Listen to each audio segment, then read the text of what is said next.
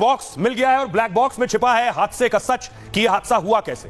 अब बड़ी चीज यह है कि विमान हादसे के बाद जो उससे जुड़ी हुई चीजें हैं वो मिल रही हैं। एक तस्वीर ये आप देख रहे हैं, विमान हादसे से जुड़ा है उपकरण मिले हैं। इसमें इस उपकरण में वो चीजें कैद होती हैं जो हादसे से पहले हुई हो। ये ऊपर से देखिए एक रेस्क्यू टीम का सदस्य दिखाता हुआ, क्योंकि विमान की जो पीछे का हिस्सा जो पूंछ थी, टेल, वो ऊपर हॉस्टल में फंसी थी और वहां पर बहुत से उपकरण होते हैं। उसमें से एक देखिए ये निकला है जिसे आप इस वक्त देख रहे हैं। दूसरी तस्वीर में आपको दिखाऊं ब्लैक बॉक्स जिसको शिद्दत से ढूंढा और तलाशा जा रहा था। ये वो ब्लैक बॉक्स है एयर इंडिया के बोइंग विमान का। ऊपर देखिए एयर इंडिया लिखा हुआ है। एयर इंडिया आपको नजर आ रहा लिखा हुआ, सफेद स्टिकर पर एयर इंडिया लिखा है। ये है ब्लैक बॉक्स।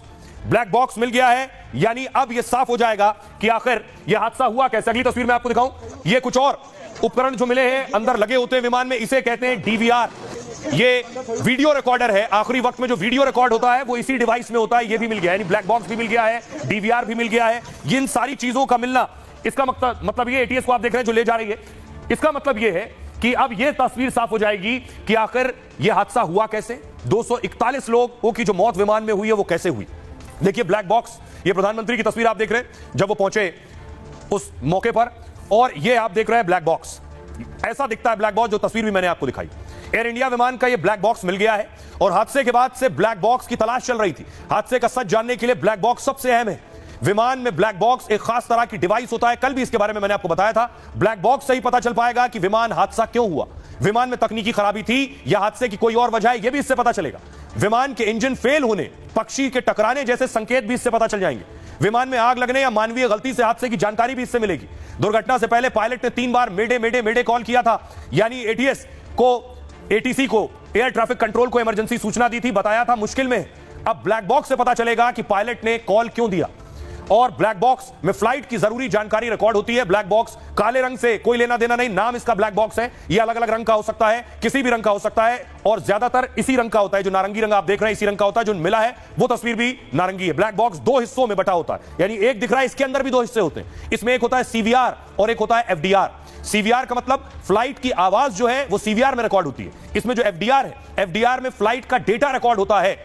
आखिरी में मैंने आपको दिखाया एक डीवीआर मिला है, वीडियो रिकॉर्डर। विमान का डीवीआर मिलना मतलब मलबे से डीवीआर बरामद कर लिया है एयर ट्रैफिक कंट्रोल ने। और डीवीआर एक डिजिटल वीडियो रिकॉर्डर होता है जिसमें विमान हादसे की वीडियो रिकॉर्डिंग मिलेगी। डीवीआर एयरक्राफ्ट में सिक्योरिटी के लिए लगाया जाता है और फ्लाइट में मौजूद सीसीटीवी कैमरे की फुटेज इसमें रिकॉर्ड होती है। विमान का डीवीआर आम डिजिटल वीडियो रिकॉर्डर से ज्यादा मजबूत होता है, जो खराब वातावरण में भी लंबे समय तक रिकॉर्डिंग करने में सक्षम है। डीवीआर से भी बोइंग ड्रीमलाइनर के हादसे का सच सामने आ सकेगा।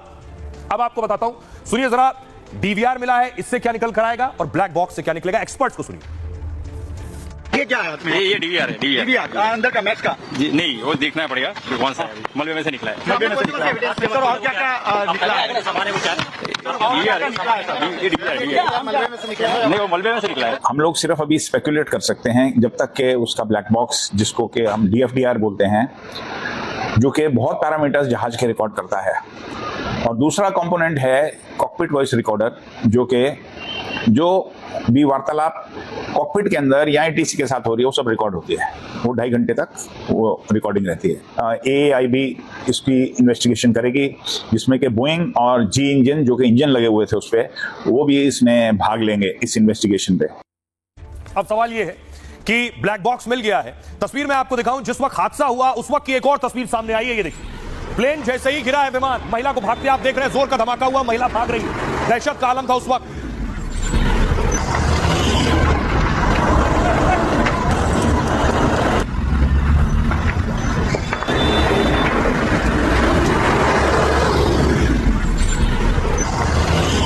और आगे की जांच के लिए आज एनएसजी की एक टीम पहुंची, बाकायदा साक्ष्य जुटाने के लिए, फॉरेंसिक एविडेंस जुटाने के लिए। एनएसजी की टीम को आप देख रहे हैं काले कपड़ों में, नेशनल सिक्योरिटी गार्ड्स।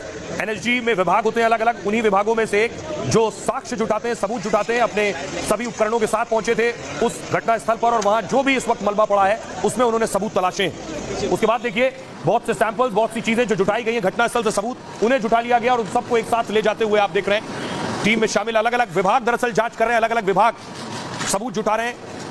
उसी में की एक तस्वीर आप देख रहे हैं।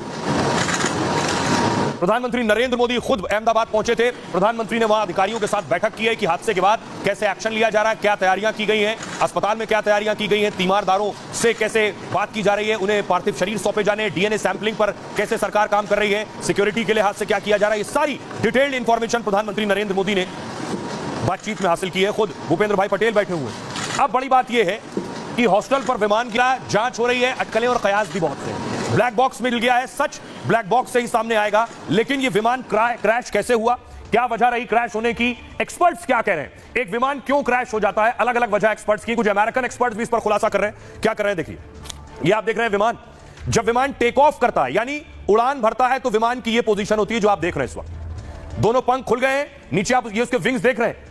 जो मैं आपको बताने जा रहा हूं, क्या विमान के विंग्स में कुछ था, एक्सपर्ट ऐसा कह रहे हैं। विमान टेक ऑफ के दौरान दुर्घटनाग्रस्त हुआ, टेक ऑफ के बाद विमान महज कुछ 100 मीटर ही गया था। ऐसे में सवाल यह कि आखिर इस हादसे की वजह क्या है, और फिलहाल इस बारे में कहना मुश्किल है, लेकिन कयास बहुत से लग रहे हैं। पहली वजह है कॉन्फ़िगरेशन एरर। यह क्या होता है, आशंका है कि कॉन्फ़िगरेशन में गड़बड़ी हो गई हो, टेक ऑफ के दौरान हादसे की यही बड़ी वजह हो सकती है। अमेरिकी सेफ्टी ऑपरेटिंग सिस्टम के एक्सपर्ट ने यह आशंका जताई है। एक्सपर्ट जॉन एम कॉक्स ने फ्लाइट के उड़ान के वक्त विमान के पुर्जे ठीक से काम नहीं कर रहे थे, उनका यह दावा है। इस वजह से विमान टेक ऑफ करते ही क्रैश हो गया। उन्होंने आगे कहा, इस बात की जांच होनी चाहिए कि हादसे के वक्त प्लेन के स्लैट्स और पंख जो थे क्या वो ठीक थे, टेक ऑफ के दौरान सही फ्लैप्स, थ्रस्ट और रोटेशन स्पीड बेहद जरूरी है। ये जो आप पंखे देख रहे हैं, विंग्स जो आप देख रहे हैं, पर इस पर के नीचे आप जो देख रहे हैं हिस्सा, इस पर के नीचे ऐसे आप फ्लैप देख रहे हैं नीचे की तरफ, इसे फ्लैप्स कहते हैं। हादसे के वक्त प्लेन का अगला हिस्सा जो वो ऊपर की ओर उठता और उसके बाद फिर वो नीचे की ओर गिरता हुआ दिखाई दे रहा है, जिसका मतलब है टेक ऑफ के वक्त प्लेन उठ नहीं पा रहा था। दूसरी वजह थर्स्ट में कमी। थर्स्ट क्या होता है, गर्मी के कारण इंजन की ताकत कम हो जाती है। ऐसे में टेक ऑफ जब विमान उड़ रहा है तो थर्स्ट सेट करना जरूरी होता है। पायलट ने गलती से कम थर्स्ट चुना होगा तो हादसा संभव हो सकता है। आम बोलचाल की भाषा में मैं आपको बताऊं, थर्स्ट जो होता है यह विमान को जोर लगाना कहते हैं, यानी इंजन का एक हिस्सा जो विमान को पुश करता है, धक्का देता है, जोर लगाता है आगे बढ़ने के लिए। तो थर्स्ट में अगर कमी है तो ये आगे नहीं बढ़ पाएगा। जैसे चढ़ाई पर चढ़ने के लिए हम कार में 1 नंबर गियर लगाते हैं और वो उठती है। तीसरी वजह संभावित गलती, ये जो नीचे आप विंग्स देख रहे हैं, विंग्स के नीचे ये जो फ्लैप्स देख रहे हैं आप, जो आपकी तरफ है, फ्लैप्स कम लगाने पर विमान को ऊंचा उठाने में दिक्कत होती है। ज्यादा फ्लैप्स लगाने पर ड्रैग बढ़ता है, विमान ऊपर नहीं जाता है। और ऐसे में टेक ऑफ के दौरान सही फ्लैप्स लगाने जरूरी है। ये जो फ्लैप्स हैं यही हवा को काटते हैं और उसके बाद विमान ऊपर की तरफ उठता है। आशंका है कि ऐसी संभावित गलती भी हो सकती है।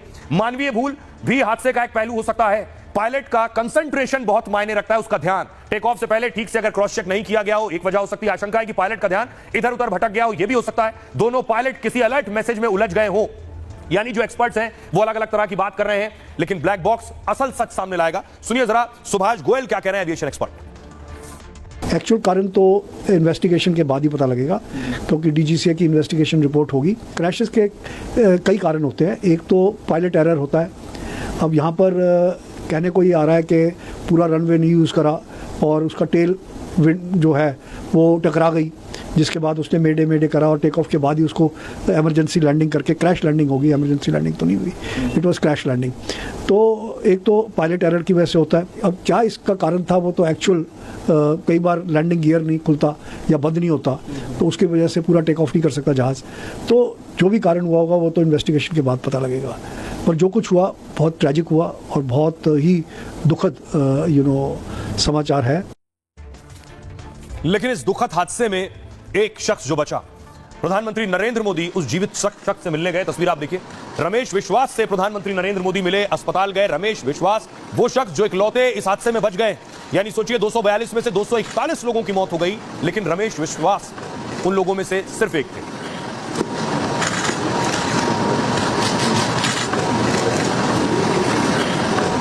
अब देखिए प्रधानमंत्री नरेंद्र मोदी ने क्या सवाल पूछे, रमेश से क्या बात हुई। पीएम को आपने रमेश से बात करते देखा। अहमदाबाद प्लेन क्रैश में सभी यात्रियों की मौत हो गई, केवल रमेश विश्वास की जिंदगी बच पाई।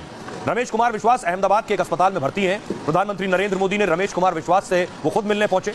पीएम ने उनसे 10 मिनट तक बात की, हादसे के बारे में पूछा उनसे। रमेश ने पूरी घटना को तफसील से बताया। कहा, मैं जिंदा कैसे हूं पता नहीं, मुझे खुद विश्वास नहीं हो रहा है कि इतने बड़े हादसे में मैं कैसे जिंदा बाहर निकल आया। शायद दरवाजा टूटा और सीट समेत नीचे गिर गया, मुझे कुछ भी याद नहीं है। इस विमान में रमेश के साथ उनके भाई भी थे। रमेश विश्वास के भाई का कोई अता पता नहीं। रमेश विश्वास एयर इंडिया की सीट नंबर 11A पर बैठे थे और हादसे के बाद वो खुद मलबे से निकलकर अस्पताल पहुंचे। उन्होंने मीडिया से भी हादसे के बारे में विस्तार से बात की है। देखिए क्या कुछ कह रहे हैं वो अपने जवाब में। मैं आपको बताऊं कि रमेश विश्वास से सवाल हुआ कि आखिर हादसा कैसे हुआ। उन्होंने कहा, जब सब कुछ मेरे सामने हुआ, मुझे पता नहीं कैसे ये हुआ, मुझे विश्वास नहीं होता है कि मैं कैसे जिंदा बाहर निकला। थोड़े वक्त के लिए लगा था कि मैं मरने वाला हूं। मेरी आंख खुली तो लगा कि मैं जिंदा हूं। मैंने सोचा मैं यहां से निकल सकता हूं और मैं निकल गया। अगला सवाल उनसे हुआ, फ्लाइट के टेक ऑफ होते ही आखिर क्या हुआ था? तो रमेश ने कहा, विमान के टेक ऑफ होते ही 5-10 सेकंड के अंदर लगा कि सब रुक गया, स्टॉप हो गया। बाद में ग्रीन और व्हाइट लाइट ऑन हो गई। फिर जैसे ही स्पीड बढ़ाई उसी समय गिर गया विमान और धमाका हो गया। सवाल उनसे हुआ, जब फ्लाइट हॉस्टल पर गिरी तभी आप बाहर निकले थे? इस पर रमेश ने जवाब दिया, मेरी सीट प्लेन के जिस हिस्से में थी वो बिल्डिंग के निचले हिस्से से टकराया और ऊपर के हिस्से में आग लग गई थी। कई लोग वहीं फंस गए थे और शायद मैं सीट समेत नीचे गिर गया। मैं जैसे तैसे निकल पाया और दरवाजा टूट गया था और सामने कुछ खाली जगह दिखी तो निकलने की कोशिश भी की। दूसरी साइड पर दीवार थी, वहां से शायद कोई नहीं निकल सका। आंखों के सामने ही 2 एयर होस्टेस, एक अंकल, आंटी और सब कुछ जल रहा था। अब आपको बताऊं, देखिए जरा, रमेश जब इस हादसे से निकले तो उनकी जो पहली तस्वीर सामने आई, उससे पहले मैं आपको दिखाऊं, ये देखिए रमेश का टिकट है, रमेश का बोर्डिंग पास आप देख रहे हैं। रमेश की सीट नंबर क्या है? 11A लिखा हुआ आगे आप देख रहे हैं। ये है 11A इनकी सीट नंबर। ये 11A में बैठे थे। आपको बताऊं 11A का मतलब क्या है, दिखाइए जरा, अगली तस्वीर दिखाइए। ये आप देख रहे हैं, आपके पास आ गया है फ्लाइट का सीटिंग अरेंजमेंट। आगे आप देख रहे हैं बिजनेस क्लास, नीली कुर्सियां जो आपको नजर आ रही हैं और पीछे जो लाल कुर्सियां आपको दिख रही हैं उसमें देखिए पहली रो, दूसरी रो, तीसरी रो में 11A। रमेश कुमार विश्वास की सीट यहीं 11A पर थी। अब सोचिए कि 241 लोगों की मौत हो गई 242 में से। 11A सबसे कॉर्नर पर बैठा हुआ रमेश कैसे बच गया? जबकि आपको जानकर ताज्जुब होगा, रमेश जिस सीट पर बैठे उस सीट को अनलकी माना जाता है, यानी वो सीट अच्छी नहीं मानी जाती। अब आपको दिखाऊं मैं आपको 11A को अनलकी क्यों कहा जाता है। ये आप देख रहे हैं, ये है सीट 11A। ये फ्लाइट का गेट होता है, यहां से आप चढ़ते हैं, यहां से चढ़ने के बाद बिजनेस क्लास है, यहां से आप पीछे आएंगे तो ये यहां बाकी सीटिंग अरेंजमेंट है और यहां देखिए, यहां आकर 11A, ये 11 लिखा है, 11A सीट पर थे रमेश। ये आप आगे कॉकपिट का हिस्सा देख रहे हैं, पायलट यहां बैठता है। तो 11A जो सीट नंबर है इसे अनलकी माना जाता है और कोई भी यात्री 11A नंबर की सीट पर बैठना ही नहीं चाहता है, इतना अनलकी है। बोइंग ड्रीमलाइन विमान में यह सीट खिड़की के पास, यह विंडो सीट होते हुए भी यहां विंडो होती नहीं है और खिड़की के पास होते हुए भी बाहर इससे कुछ दिखता नहीं है। आपको बताऊं, क्योंकि खिड़की सामान्य खिड़की नहीं होती है, यहां जो खिड़की लगी होती है यह खिड़की छोटी और गोलाकार होती है। इसे एसी की प्रॉपर फंक्शनिंग को ध्यान में रखकर बनाया जाता है, इसलिए छोटी खिड़की है, दिख कुछ नहीं रहा, क्योंकि 11A सीट से एसी का एक डक्ट निकलता है और जो खिड़की वाली जगह को ब्लॉक कर देता है। ऐसे में लोग इस खिड़की के पास बैठना ही नहीं चाहते हैं।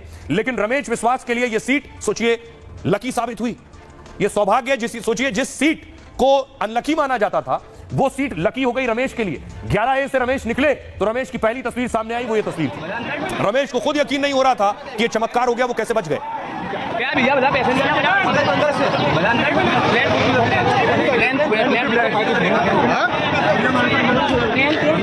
मेरे नजरों के सब सामने हुआ था।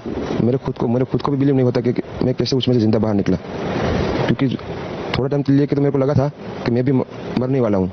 लेकिन जब मेरी आँख खुल के मैं देखा ना तो मुझे लगा मैं जिंदा हूँ।